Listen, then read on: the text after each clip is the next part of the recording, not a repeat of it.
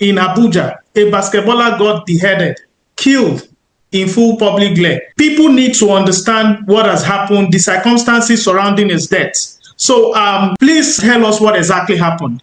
Okay, thank you. My name is Sophie. I am referring to the deceased Godwin Oroko, who died, or rather, who was murdered on the 19th of December 2025 at about 8:30 p.m. The young man, Godwin, was walking home from the defense camp. It's a base where they have the Air Force, Army, and Navy. He had a friend who is in the force, and he went there to visit his friend.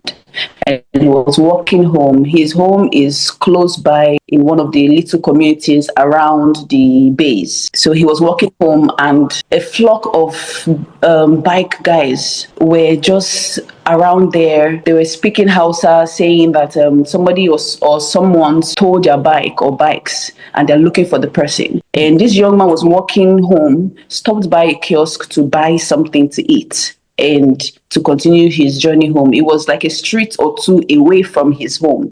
And he turned back and saw that he was hearing the noise, and a lot of bike guys were behind him. So he turned to ask them why they were following him, because they were literally following him. And one of them just got up from his bike, like came down from his bike and stabbed him.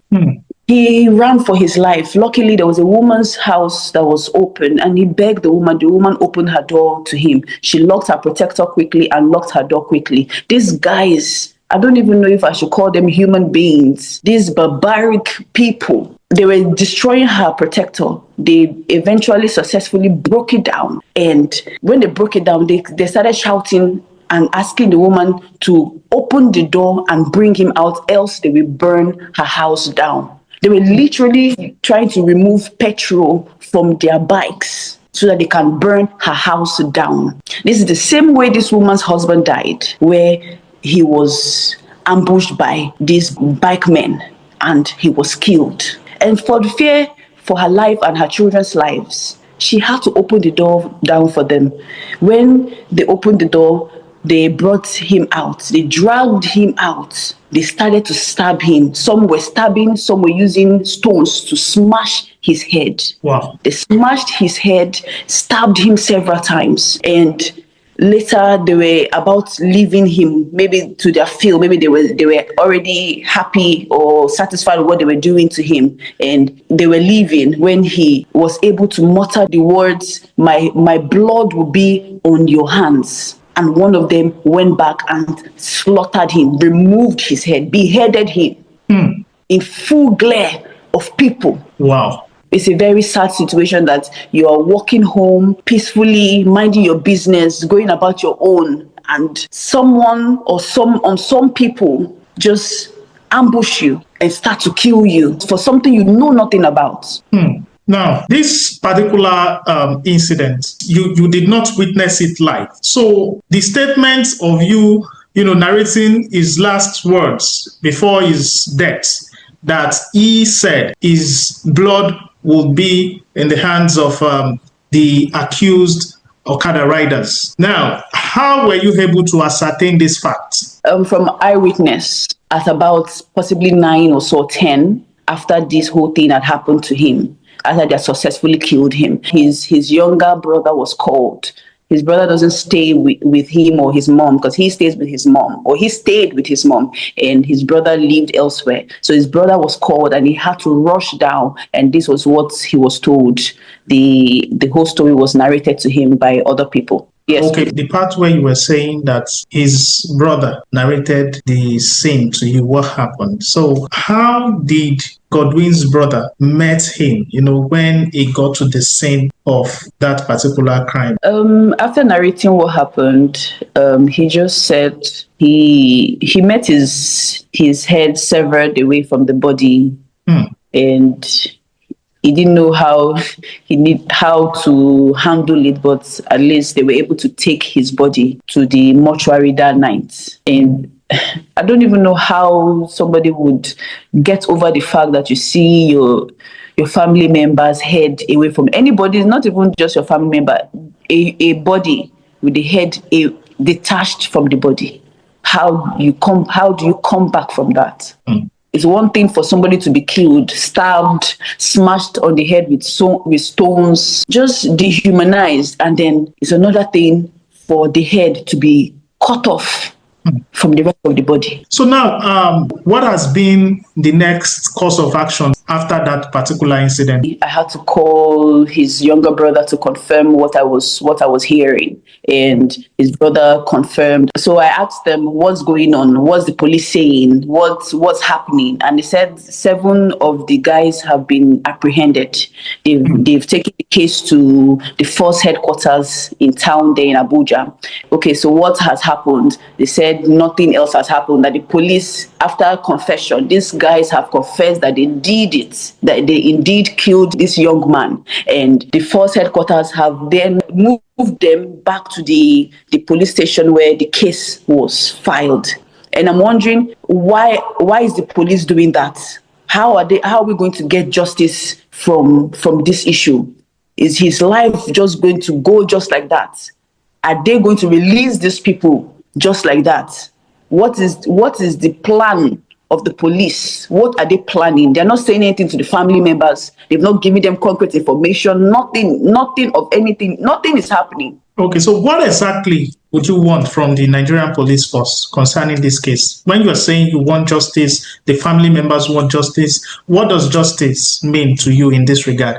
Justice is facing the full course of the law, because nobody should be able to kill another human being and go scot-free. Justice needs to be served. I don't know what the course of the law, the penalty for murder and beheading, because there has to be a penalty for murder and beheading. I don't know, but justice has to be served. The government, we're calling on the government, we're calling on the IG, we're calling on whoever that is in charge. They need to take charge. People cannot keep dying. This is not the first death around that environment, that same community. That's that woman that tried to save him. Her husband was killed the same way. Other people have been murdered the same way in that community by these barbaric people. I don't even know if they're supposed to be called human beings. They're blood-sucking, barbaric people that you just murder for fun, just for the fun of it. So just to beam a searchlight on the community, the area where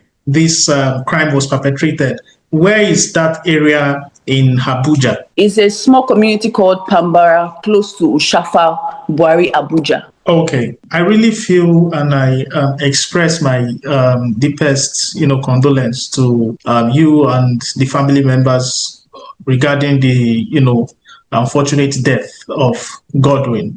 So can we know who Godwin was when he was alive? What was his profession? Just give us an insight into his person. Okay. I met Godwin when I was 9-year-old. We grew up in that same base where he went to visit his friend. We all grew up there. He was my next door neighbor. Godwin had always played basketball. He had always loved basketball. I'm not certain of the event, but I think he had represented either his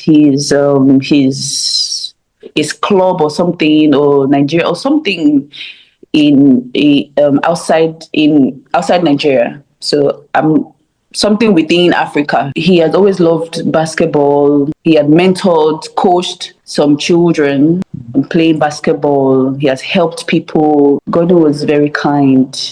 Growing up, he's like every mother's dream of a child.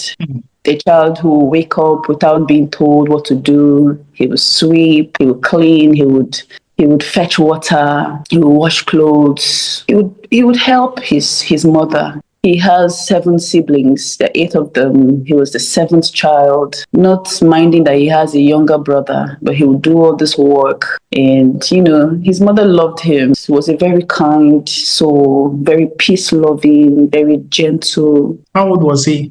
He was 32. And if I may ask, how have you been, coping with the news of his death? It has been very challenging because in December, I had an intuition to call and to pray with him, but I just kept postponing it.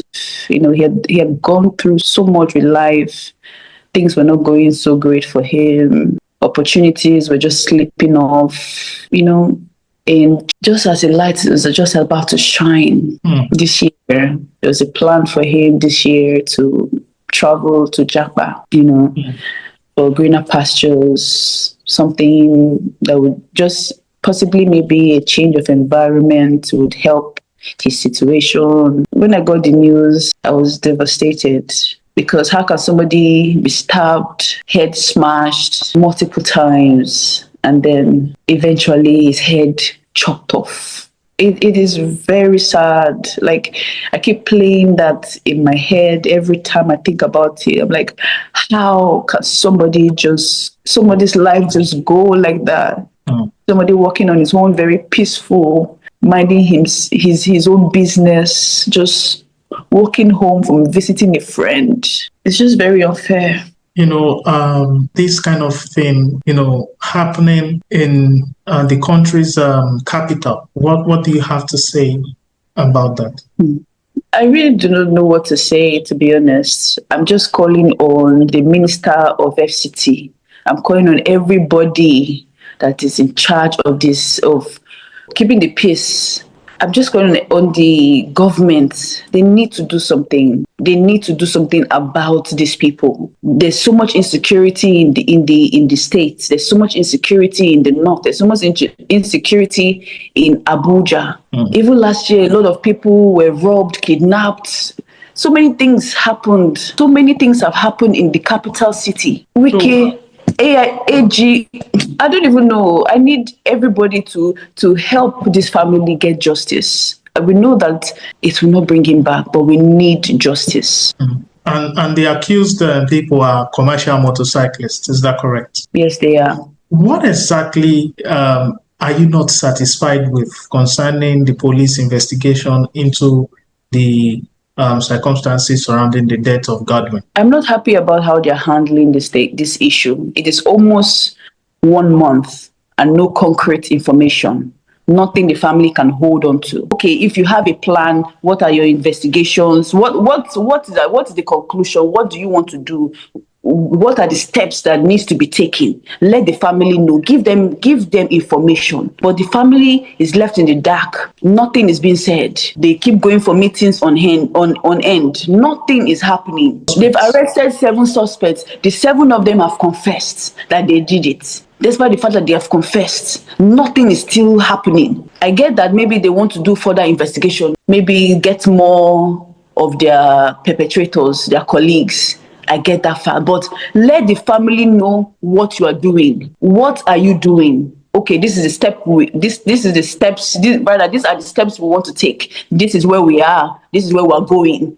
Tell us what you are doing. But we're not getting any information. There's nothing to hold on to. And we feel like it's going to slip off our hands. They're just going to, these people are just going to walk away without being held accountable for their actions. They need to know that they cannot just go about killing people for fun. So how has his family members, considering the fact that this tragedy happened during the festive period and when we are, few days to entering a new year. So how have they been coping with this devastating tragedy? They're doing the best that they can, to be honest. The mom we almost lost her because of this issue, because of this case. So while everybody has been celebrating this whole period, the family has been in mourning. His burial is on Friday. So they're taking his body back to his hometown in Benue State. It's not been easy, but they're doing the best they can to survive, to get through it, and hoping that the government will come through, hoping that they will get justice, hoping that Godwin's life will not just go just like that.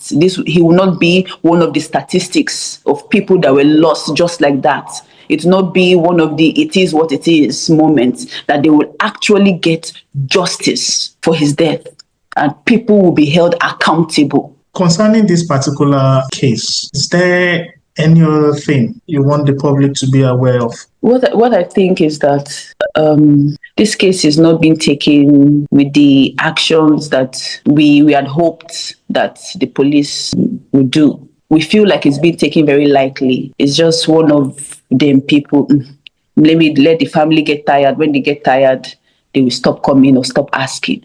The police, their movement it feels like it's just going to slip away. It feels like they're just going to they're going to sweep it under the carpet. And that's not what we want. What would be your direct message to the president and also to the minister? What will be your direct message to them, and including the IG as well? Mr. President, please and please, we are begging you and calling on you, the Minister of FCT, the IG of police, every one of you, come to our aid and give us justice. Everything that needs to be done to get justice, let it be done. Let this case not be swept under the carpet, and let Godwin's life not be one of the statistics in Nigeria of people who have died without anything being done. I don't even know what to say. I'm lost for words right now, but I'm begging you, give us justice. Let the family rest. The family needs to rest. It won't bring back their son, it won't bring back their brother, but it will give them a semblance of peace and trust in the Nigerian government, in trust in the Nigerian system.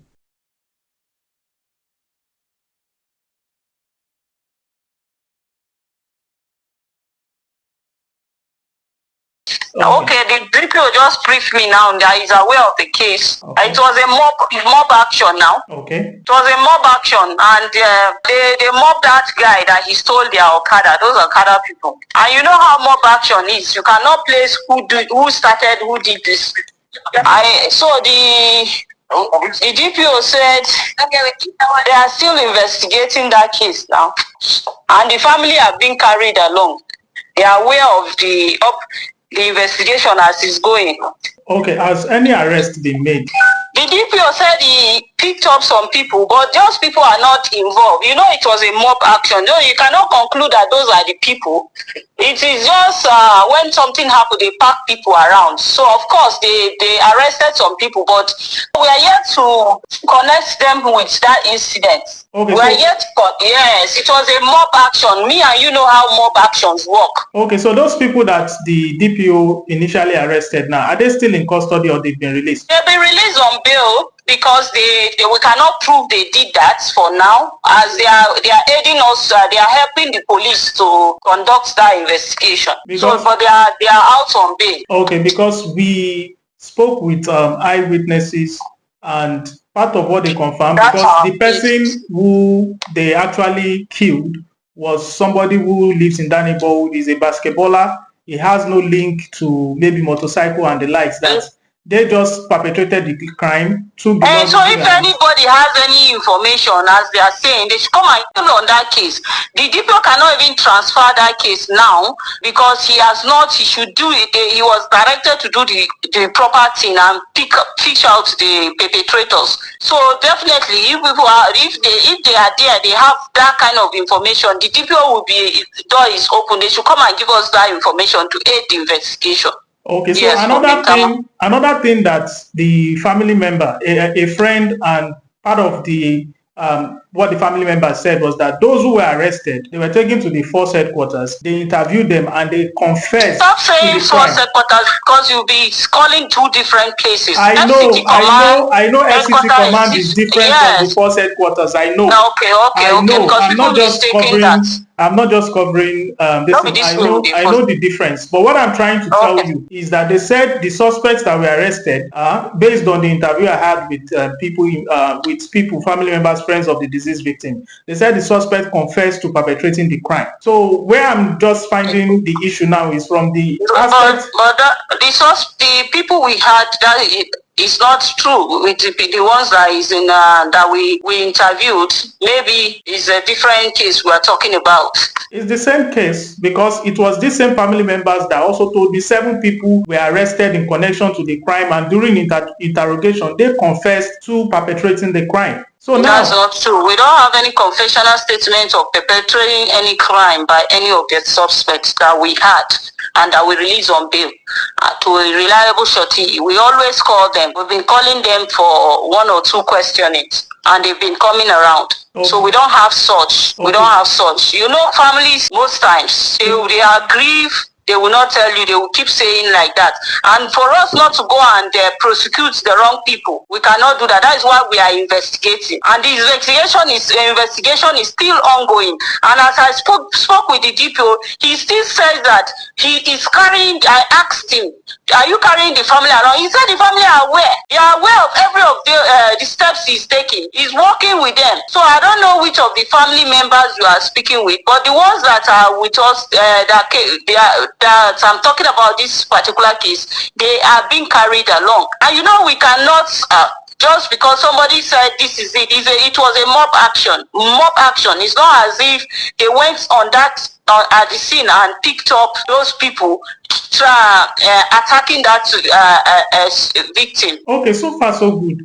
The cause of the mob action, what has the police investigation revealed so far? I can't tell you. Investigation is still ongoing. I cannot be telling you this is the outcome of investigation when the investigation is still ongoing. Until we conclude that investigation, usually I wouldn't speak to you until they conclude the investigation. But now I'm just confirming to you, because initially I don't even know the case was existing until when I called and I find out that even the DPO brought the case to the headquarters, and the deputy commissioner of police in charge of investigation told him to go and expand and continue this investigation and do some other things, cover some other areas, because before transferring it. So, but for now, the case is being investigated under the DPO. He's still investigating that case. So anyone that has anything that will help this investigation, they should come forward.